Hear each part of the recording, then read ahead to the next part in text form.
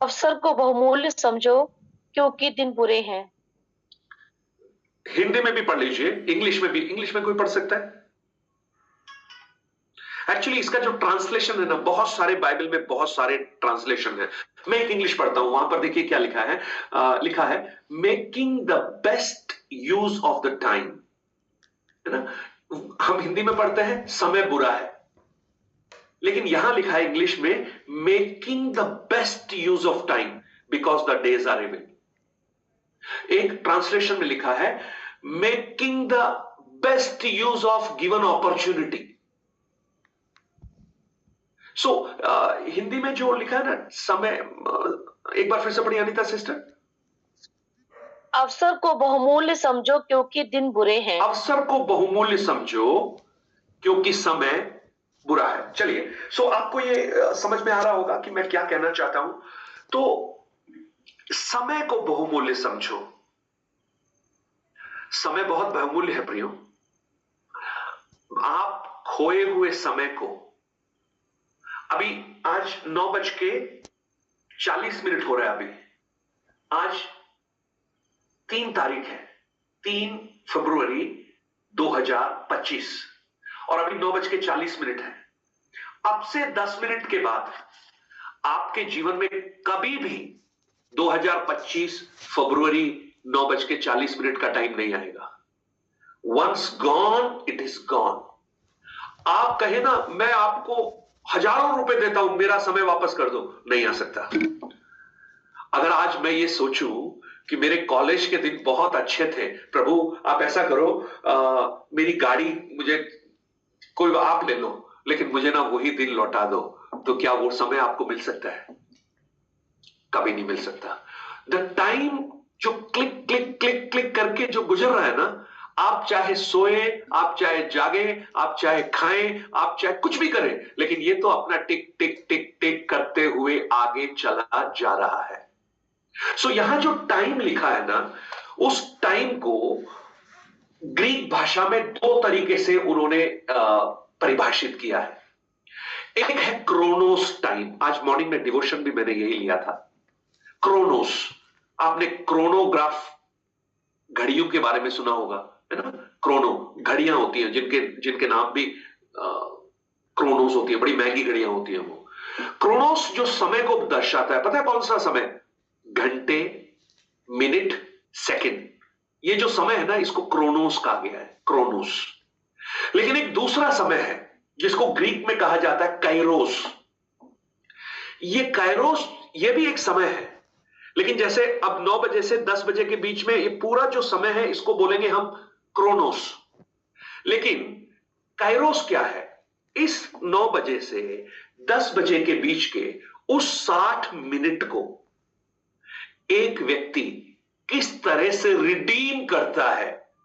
Redeem शब्द समझते हैं आप? क्या है रिडीम का मतलब? क्या है आप कोई बताइए, रिडीम का मतलब क्या है? कोई भी बताइए। छुटकारा। छुटकारा, छुटकारा बोल सकते हैं। और उद्धार, उद्धार, बचाना, बचाना। या आप उसको ना एक चीज और कह सकते हैं, रिडीम द टाइम, है ना। रिडीम जो शब्द है उसके कई सारे मतलब होते हैं। इंग्लिश के कई वर्ड्स ऐसे हैं जो अलग अलग जगहों में उनके मायने अलग अलग हो जाते हैं। गायत्री ने लिखा सेव, है ना। तो मैं अगर इसको कहूं, आप कैरोस जो है ना, उसका अर्थ है टू बाय बैक, उसको खरीद लेना वापस, उसको इस्तेमाल कर लेना, उसको अपनी अपॉर्चुनिटी बना लेना, है ना। ये समय तो सबके लिए बराबर है। आप में आप चाहे कितने भी अपने आप को कहें कि हमारे पास कुछ भी नहीं है, लेकिन मैं आपको कहूं, आप और अंबानी, आप और अडानी बिल्कुल बराबर है। पता है किसमें? 24 घंटे में। उसके पास भी 24 घंटे, परमेश्वर ने आपको भी 24 घंटे दिए हैं। परमेश्वर ने कोई पक्षपात नहीं किया। हम पक्षपात करते हैं, लेकिन परमेश्वर ने हम सबको बराबर समय दिया। लेकिन अब वो जो समय है, उसको हम कैसे इस्तेमाल करते हैं, ये बहुत महत्वपूर्ण है। और पौलुस जो ये कह रहा है कि रिडीम द टाइम, यानी उस समय को आप बाय बैक कर लो। आप जब यीशु मसीह के बारे में पढ़ते हैं तो यीशु मसीह हमारा रिडीमर है ना, हमारा छुड़ाने वाला। क्या किया उसने? हमारे पापों के बदले में जो दाम हमें चुकाना था उसने चुकाया और हमें रिडीम कर लिया। यानी अब 9 बजे से 10 बजे के बीच के इस समय को कई लोग सीरियल देख के बिता सकते हैं, कई लोग सो के बिता सकते हैं, लेकिन ये आप पर निर्भर करता है। परमेश्वर ने तो दे दिया वो आपको, अब ये आपके ऊपर है कि आप उसको कैसे इस्तेमाल करते हैं। आपने अगर उसको अपनी अपॉर्चुनिटी मानकर उसको इस्तेमाल किया, वहां परमेश्वर आपको उस समय की जो महत्वपूर्णता है ना और उसकी जो प्रोडक्टिविटी है उसको आपके सामने लाकर खड़ा कर देते हैं। देखिए, आप कोलोसियों का एक वचन पढ़िएगा, 4 अध्याय उसका 5 वचन। कोलोसियों 4 अध्याय उसका 5 वचन। जी, 5 वचन। अवसर को बहुमूल्य समझकर बाहर वालों के साथ बुद्धिमानी से व्यवहार करो। अवसर को बहुमूल्य समझकर, यानी walk in wisdom towards them that are without redeeming the time. अभी वहां पर 2 प्रकार के ग्रुप के बारे में पौलुस बोल रहा है। एक समझदार, तो उसका उल्टा क्या है? मूर्ख। यानी समझदार क्या करेगा? समय को रिडीम करेगा, लेकिन मूर्ख क्या करेगा? उसको वेस्ट करेगा। इसलिए पौलुस कहता है अवसर को बहुमूल्य समझो।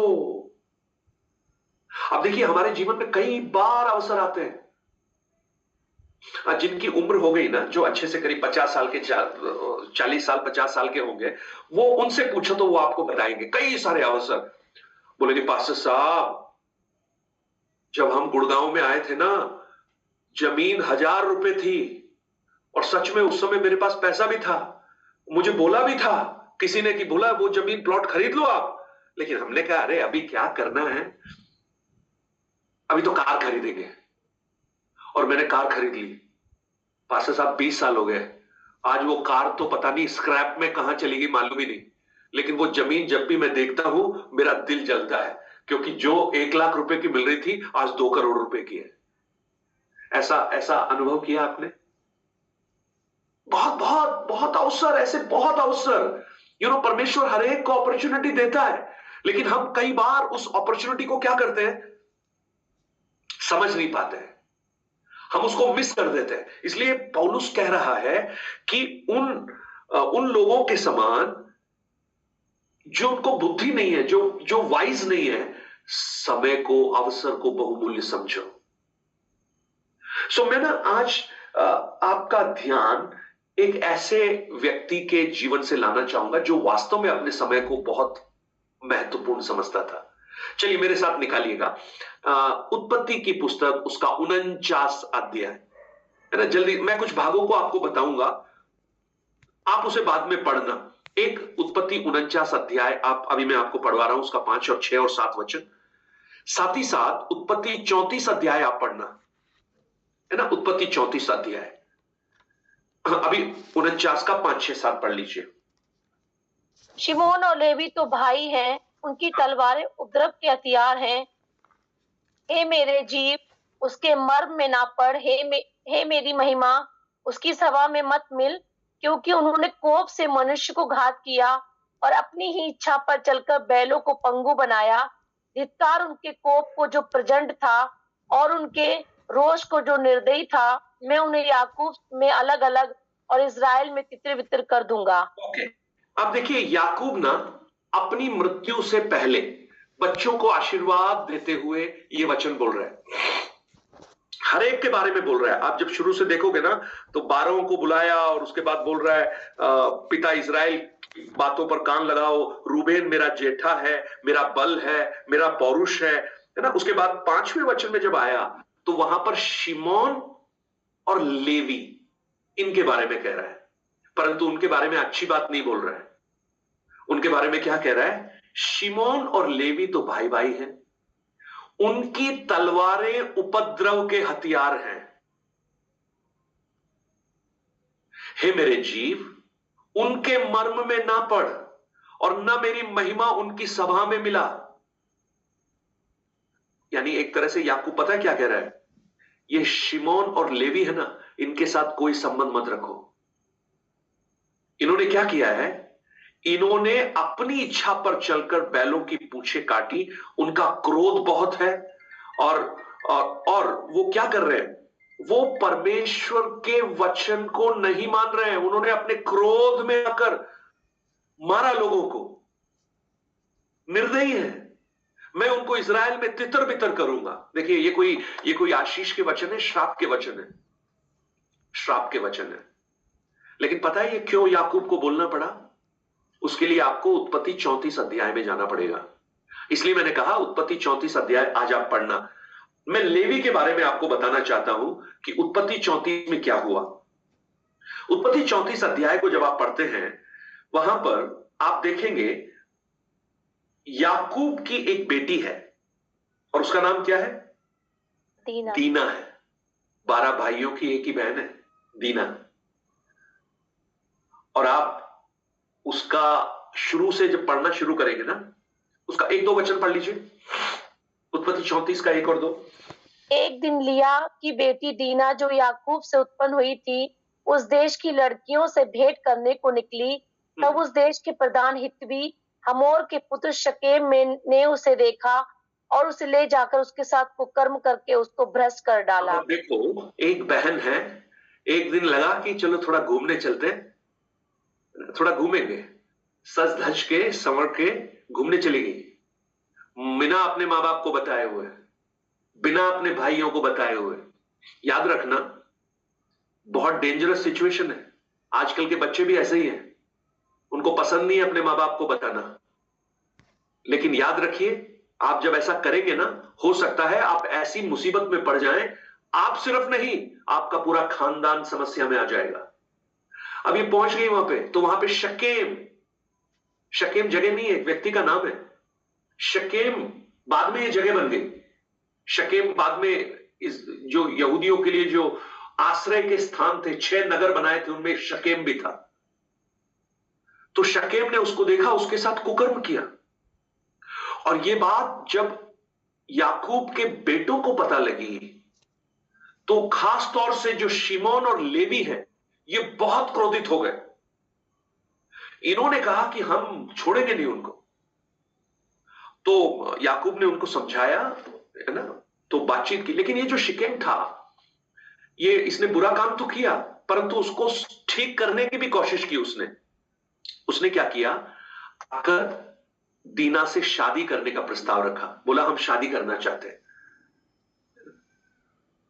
परंतु याकूब और इन्होंने कहा कि देखो जी, हम तो खतना वाले हैं, हम बिना खतना वालों के साथ शादी नहीं करते। आज की भाषा में कहूं तो हम कहेंगे, भैया हमने तो बपतिस्मा लिया हुआ है, तुमने लिया है कि नहीं लिया है? शकेम तुमने बपतिस्मा लिया? नहीं लिया है। देखो हम बिना बपतिस्मा की शादी नहीं करते। तो शकेम बोला तो क्या, मैं भी ले लेता हूं बपतिस्मा। बोले मैं भी करा लेता हूं खतना। और जब ये पता लगी वहां के लोगों को, तो उन्होंने कहा कि अरे तुम क्यों अकेले करते हो, हम सब करते हैं ना, हम सब इकट्ठे बपतिस्मा लेते हैं, क्योंकि वहां की लड़कियां बहुत अच्छी हैं, हम सबसे शादी करेंगे। देखो, शादी करने के लिए बपतिस्मा ले रहे हैं, शादी करने के लिए खतना करा रहे हैं। आज भी बहुत से लोग हैं जो प्रभु में इसलिए आते हैं कि चलो हमारी शादी हो जाएगी। अब इन्होंने खतना करा लिया। जब खतना किया तो शारीरिक रूप से वो पीड़ा में है, दर्द में, उठ नहीं सकते, चल नहीं सकते, 8 दिन कम से कम रेस्ट करना है उनको। तो लेवी और शिमोन ने पता है क्या किया, घुसकर उनके घरों में जाकर इनको मारा, तलवार से इनको काट डाला सबको, इनके घरों को लूट लिया और इनको बर्बाद कर दिया। और जब 34 अध्याय के अंतिम भागों को आप पढ़ेंगे ना, याकूब लेवी और इनके बारे में कहता है, तुमने मुझे संकट में डाल दिया, तुमने मुझे शर्म में डाल दिया। ओ मतलब ये तुमने क्या किया। और चूंकि ये काम उन्होंने अपने गुस्से में किया, याकूब ने अपने लेवी और शिमोन को क्या कर दिया, एक तरह से बाइकआउट कर दिया। बाकी 10 गोत्रों को बोला इनसे ना कोई मेल मिलाप रखना, ना कोई इनसे संबंध रखना। यानी ऐसी हालत हो गई कि जब लेवी कॉटेज मीटिंग करते हैं तो ना रूबेन आता है, ना यूसुफ आता है, ना गाद आता है, ना इसाकार आता है, कोई भी नहीं आता। जब उनके यहां शादी होती है तो इनमें से कोई नहीं इधर जाता है ना उधर जाता है, बिल्कुल अलग थलग हो गए। और वास्तव में लेवी और शिमोन इस बात से बहुत आहत हुए होंगे। उनको ये लगने लगा होगा कि हमसे बहुत गलती हो गई, अब गुस्से में हमने ये कर दिया। नेचुरली एक बहन के साथ ऐसा किया तो, लेकिन उनको ऐसा नहीं करना चाहिए था, बात करना चाहिए था, लेकिन उन्होंने गलती से गुस्से में कर दिया। इसलिए याकूब 49 अध्याय में क्या बोल रहा है, उनकी तलवारें उपद्रव की तलवार है। लेकिन पता है क्या हुआ, यही लेवी जब मिस्र की गुलामी में से ये जो बाहर निकल के आए ना, मिस्र की गुलामी में से जब बाहर आए, तो आप देखिएगा 32 अध्याय में निर्गमन में मूसा और हारून, मूसा और योशुआ ये सीनाई पर्वत के ऊपर चले गए। और जब ये गए थे तो इन्होंने हारून को और हूर को ये जिम्मेदारी सौंपी थी कि तुम कोई भी समस्या इनकी होती है तो तुम उनका निपटारा करना, हम जाकर जल्दी से वापस आएंगे, हम जाएंगे जल्दी से वापस आएंगे। एक दो वचन पढ़ लेंगे तो समझ में आ जाएगा। आप मेरे साथ निकालिए निर्गमन की पुस्तक 24 अध्याय और उसका 12 वचन। ये समझ में आ रहा है ना, सबको समझ में आ रहा है? मैं रिडीमिंग द टाइम बता रहा हूं, अपॉर्चुनिटी को कैसे इस्तेमाल करना है बता रहा हूं। ये निर्गमन 24 के 12 से पढ़िए।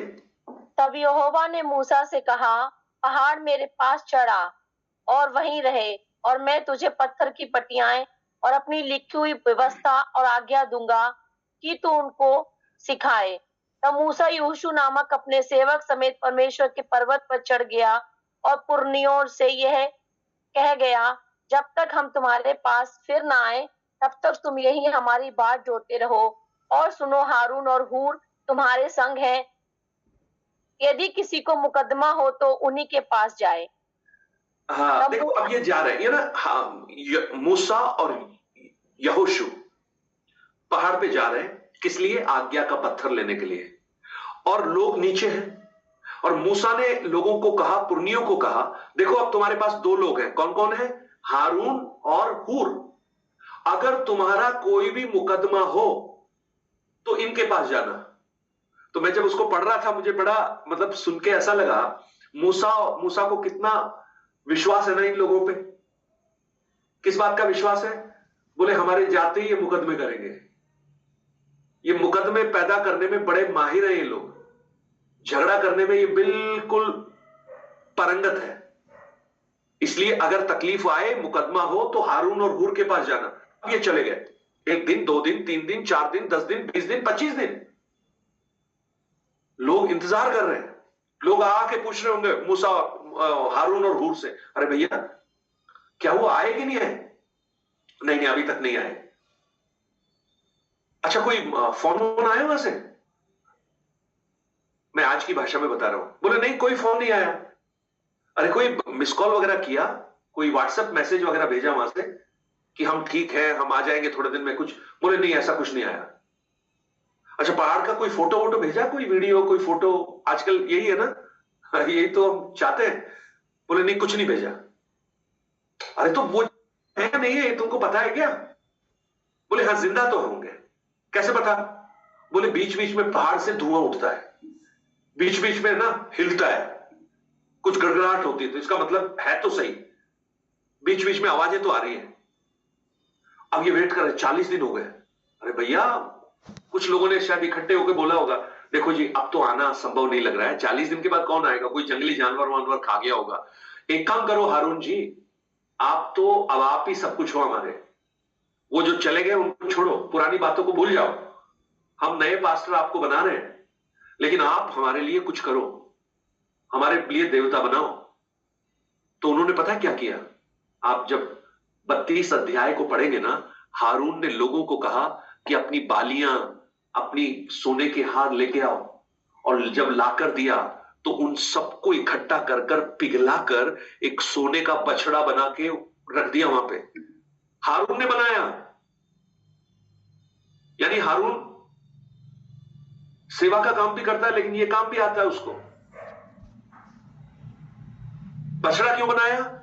क्योंकि मिस्र देश में बछड़ा एक देवता के रूप में पूजा जाता था, इसलिए बछड़ा बनाया। और ये बछड़ा बनाकर बछड़े के सामने नाचने लगे,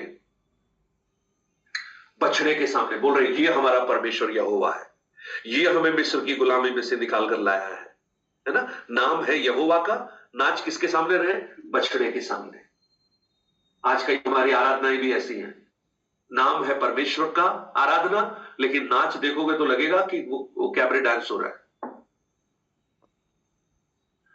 अभी क्या हुआ, जब मूसा और यहोशू नीचे उतरे तो उन्होंने जब इस बात को देखा, और जब आप उस 32 अध्याय के 23-24 वचनों को जब पढ़ते हुए आगे बढ़ेंगे ना, इसलिए मैंने कहा ये वचन आप पढ़ना, 24 अध्याय पढ़ना, 32 अध्याय पढ़ना। वहां पर लोगों को हारून ने निरंकुश कर दिया, और जब मूसा ने ये देखा ना, मूसा से रहा नहीं गया। मूसा ने, आप मेरे साथ निकाल लीजिए 32 अध्याय, उसका 26 से लेकर 29 तक वचन पढ़िए। उनको निरंकुश देखकर मूसा ने छावनी के निकास पर खड़े होकर कहा, जो कोई यहोवा की ओर का है वो मेरे पास आए। तब सारे लेवीय उसके पास इकट्ठे हुए। उसने उनसे कहा, इज़राइल का परमेश्वर यहोवा यूं कहता है कि अपनी अपनी जांघ पर तलवार लटकाकर छावनी के एक निकास से दूसरे निकास तक घूम घूम कर अपने भाइयों, सगियों और पड़ोसियों को घात करो। मूसा के इस वचन के अनुसार लेवियों ने किया, और उस दिन 30,000 के लगभग लोग मारे गए। फिर मूसा ने कहा, 3,000 के लोग मारे गए। फिर मूसा ने कहा, आज के दिन यहोवा के लिए अपना याजक पद का संस्कार करो, वरन अपने अपने बेटों और भाइयों के भी विरुद्ध होकर ऐसा करो जिससे वो आज तुमको आशीष दे। बस काफी है अनीता सिस्टर, काफी है, आप बाद में पढ़िएगा, समय भी हो रहा है हमारा। जब मूसा ने लोगों को निरंकुश देखा, मूसा ने देखा कि लोग बछड़े के सामने नाच रहे हैं, ये परमेश्वर के लोग हैं, परमेश्वर ने मिस्र से निकाल कर लाया है, रोज इनको मन्ना दे रहा है, जंगल में खाना इनके लिए दे रहा है, इनके वस्त्र छोटे नहीं हुए, रोज चमत्कार पे चमत्कार देख रहे हैं, लेकिन ये क्या कर रहे हैं? मूसा ने वहां खड़े होकर कहा, जो परमेश्वर की ओर है वो मेरे पास आके खड़े हो जाए। This is called opportunity. This is called redeeming the time. अब आप देखो 12 गोत्र हैं, शिमोन भी है, लेवी भी है, और शिमोन और लेवी के मन में बहुत आत्मग्लानि है। वो दुखी है इस बात से कि हम बाइकआउट कर दिए गए हैं, हमसे गलती हो गई है, हम सोशली बाइकआउटेड हैं, हमारे भाइयों के बीच में हमारी नाम धराई है। लेकिन जैसे उसने ये सुना ना, लेवी ने एक दूसरे को देखा होगा, बोला यार दिस इज आवर अपॉर्चुनिटी। एक समय आया कि हम कुछ परमेश्वर के लिए कर पाए, जो परमेश्वर की ओर है वो मेरे साथ आ जाए। लेवियों ने कोई नहीं देखा कि कौन किधर देख रहा है, तुरंत उठे और सीधा आके मूसा के साथ खड़े हो गए। और जब मूसा के साथ आके खड़े हुए, मूसा ने पता है क्या कहा? निकालो अपनी तलवार और मारो। किसको मारना है? अपने भाइयों को, चाचा, ताऊ, कजिन, ब्रदर, सिस्टर। क्यों? क्योंकि ये निरंकुश है। मैं कहूं, लेवी ने उस दिन किसी का चेहरा नहीं देखा, लेवी ने वही किया जो परमेश्वर के दास ने परमेश्वर की आज्ञा के अनुसार उनको बोला था। उसने मारना शुरू किया, लेवियों ने 3,000 लोगों को मार डाला। और जब ये खत्म हुआ ना, मूसा ने अपना मुंह खोल के पता है क्या किया? आज से ये जो लेवी हैं ये याजक होंगे, इनका संस्कार करो, क्योंकि अब से ये याजकीय सेवा के लिए ठहराए गए लोग हैं। आपको समझ में आया? रिडीमिंग द टाइम, यानी वो अवसर सबके लिए था।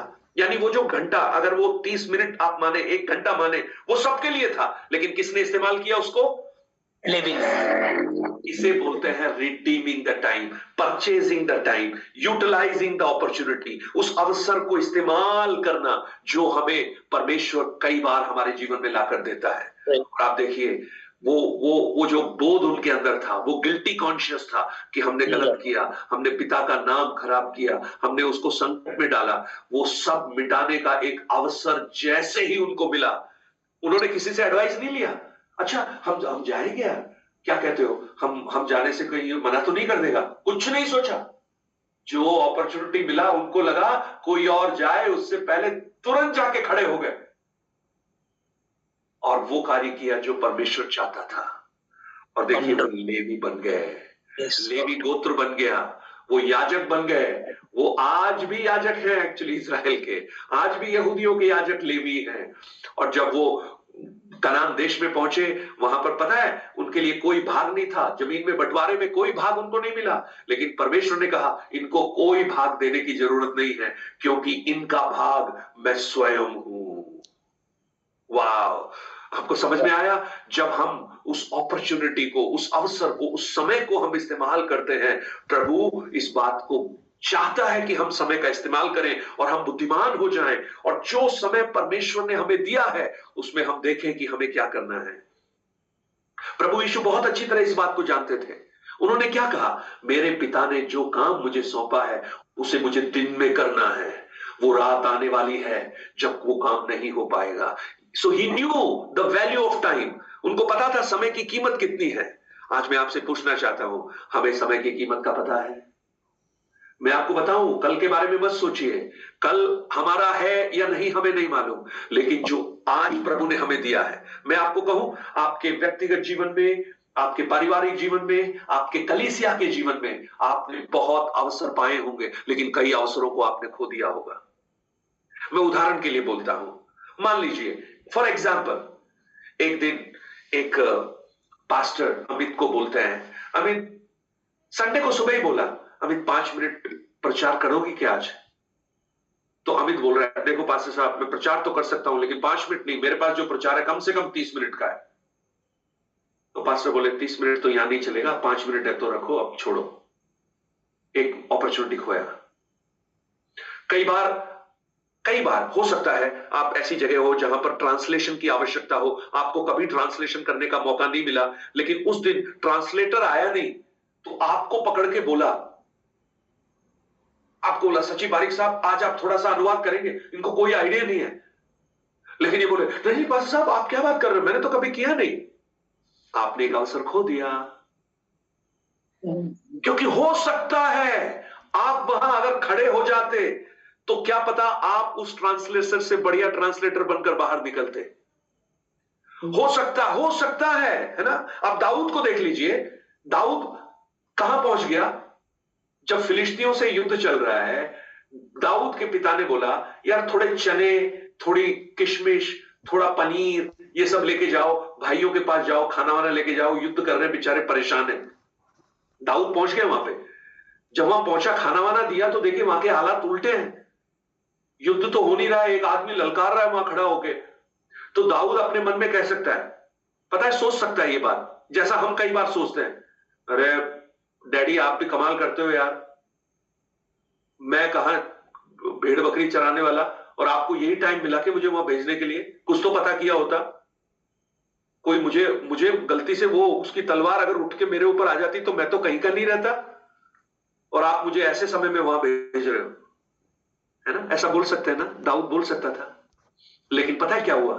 जैसे ही वो ललकार उसको सुनाई दी ना, कुछ नहीं देखा इसने बोला ये मेरा अवसर है, मैं इस समय को रिडीम करना चाहता हूं, I want to grab this opportunity. मैंने भालू को मारा है, मैंने शेर को मारा है, अब मैं इसको मारूंगा। शायद प्रभु मुझे इसीलिए आज यहां पर लेकर आया है कि मैं इस समय का इस्तेमाल करूं। और देखिए दाऊद कौन बन गया उसके बाद। दाऊद के बारे में कहा गया, शाऊल ने हजारों को, दाऊद ने लाखों को मारा, 10,000 को मारा। प्रियो, कई बार हम छोटी छोटी बातों की वजह से अवसर को खो देते हैं। अरे पास्टर ने मुझे उस समय नहीं बोला, आज बोलने से क्या फायदा, मैं नहीं करूंगी, मैं नहीं करूंगा। मत करो, प्रभु का काम तो होगा, लेकिन आप अपनी अपॉर्चुनिटी खो देंगे। उस दिन सोच लीजिए, अगर लेवियों से पहले शिमोन अगर कूद के पहुंच जाता तो याजक कौन होते? शिमोन होते। लेकिन कौन बने याजक? लेवी, क्योंकि उन्होंने उस अवसर को रिडीम किया। बी वाइज, बुद्धिमान बन जाइए। हमारे साथ कई सारे बच्चे हैं, मैं आपको बताना चाहता हूं, अगर अभी आप स्कूल में हैं, अभी आपको पढ़ने का समय मिला है तो आप उसी में अपना समय लगाइए, अभी कुछ और मत सोचिए। ये आपकी अपॉर्चुनिटी है, अगर आपने इसको खो दिया ना, हम में से बहुत से लोग इस बात से दुखी हैं कि हमने उस अवसर को क्यों खो दिया। लेकिन अब दिक्कत क्या है, हम वापस वहां नहीं जा सकते, लेकिन हम कम से कम आप लोगों को बता सकते हैं कि आप तो उस समय को इस्तेमाल कर लीजिए। अपने चर्च के लाइफ में, अपने परिवार में, अपने घर में, ऐसे बहुत से आपके कैरियर में, आपकी नौकरी में जो अवसर प्रभु आपको देना चाहता है ना, be wise, utilise the opportunity, redeem the time. समय को खरीद लीजिए वापस, समय को पकड़ लीजिए, जाने मत दीजिए उसको। नहीं, ये तो चला ही जाएगा बिना आपको बताए, ये तो भागेगा। लेकिन अगर आपने उस अवसर को समझ लिया और ये कहा कि ये मेरे लिए है, ये मत कहिए थोड़ा सा और सोना, छाती पे हाथ रखे लेटे रहना, तब तेरा कंगालपन किसके समान तेरे पास आ जाएगा। इसलिए अवसर को बहुमूल्य समझिए प्रियो। हर समय कीमती है ना, हर समय। हमारे आयु के वर्ष कितने हैं? 70 या 80 है ना। मैं 52 का हो गया, अब बचे 28, वो भी सबसे ज्यादा बता रहा हूं मैं। और अगर 70 है तो 18। अब मेरे पास ज्यादा समय नहीं है, जितना यूज करना है कर लीजिए। कल के लिए कोई बात मत छोड़िए, आज जो कर सकते हैं प्रभु के लिए आज कीजिए। जब आप ऐसा करेंगे ना, आप देखना आपके जीवन में एक अद्भुत परिवर्तन आप देखेंगे।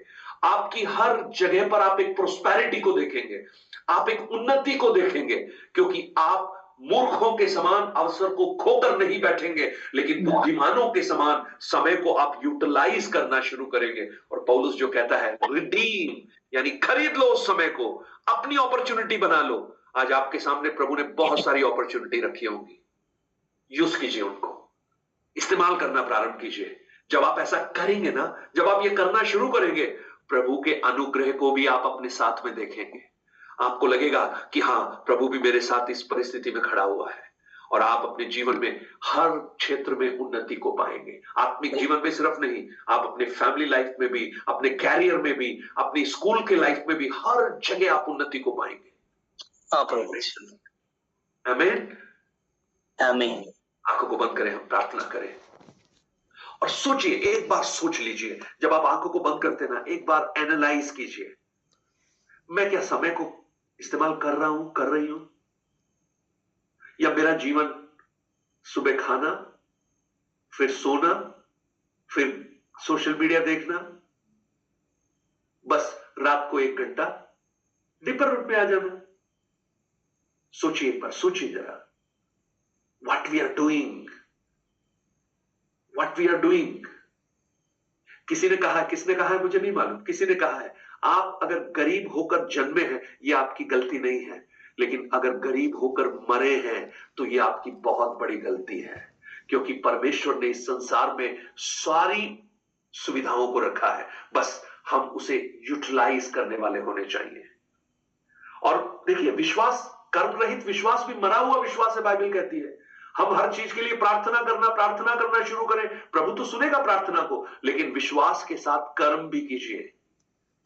मूसा दुहाई दे रहा है, प्रभु हमें बचाओ, लाल समुद्र सामने है, पीछे फरोह की सेना है। मूसा पुकार रहा है परमेश्वर को। परमेश्वर गुस्से में डांट के पता है क्या बोलते हैं उसको? चुप हो जाए यार, दुहाई देना बंद करो, आगे बढ़ो। प्रार्थना का समय पूरा हो गया, अभी एक्शन का समय है। एक्शन करते हैं प्रियो। समय बुरा है, अवसर पता नहीं बाद में होंगे या नहीं होंगे। एक एक दिन हमारे जीवन से गुजर रहा है, एक एक दिन गुजर रहा है तो हमारा शरीर भी कमजोर होता जा रहा है, हमारी क्षमताएं कमजोर होती जा रही हैं। इसलिए जो आज हम कर सकते हैं उसको आज करते हुए उस परमेश्वर को महिमा देना हम प्रारंभ करें। Let's pray. आंखों को बंद करते हुए प्रार्थना करें। और मैं चाहूंगा उस समय अश्विन